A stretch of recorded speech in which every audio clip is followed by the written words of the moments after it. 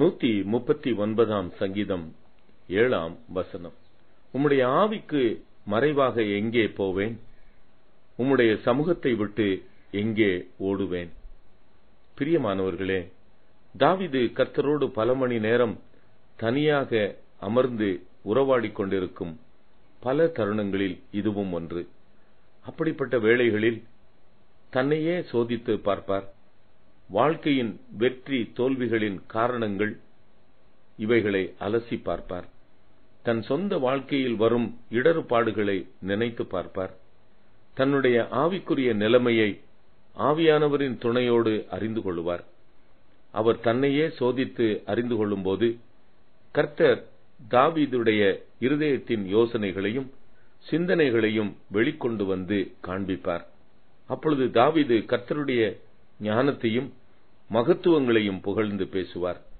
இது ஒரு அருமையான ஆவிக்குரிய அனுபவம். Everyone should set apart a quiet time with the Lord.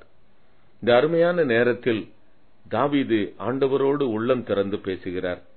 தேவனே, என்னை ஆராய்ந்து என் இருதயத்தை அறிந்து கொள்ளும்.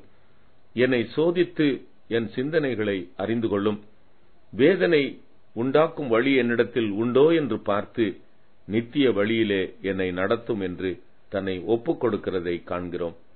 என் உட்காருதலையும் என் எழுந்திருக்குதலையும் அறிந்திருக்கிறீர்.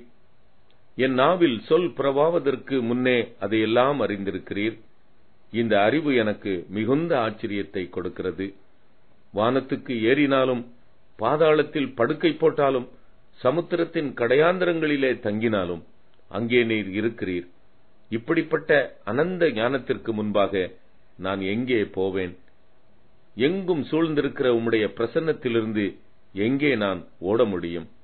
கர்த்தருடைய சமூகத்தை விட்டு விலகி ஓடின யோனாவை கொண்டுதான் கர்த்தர் நினிவேவை ரட்சித்தார். நீ எங்கே ஓடினாலும் அவருடைய கரம் உன்னை பிடிக்கும். ஆகையால் அவர் கரத்துக்குள் அடங்கி வாழ்வோம். ஜெபம். தேவனே, நித்திய வழியிலே என்னையும் நடத்தும். ஆமென்.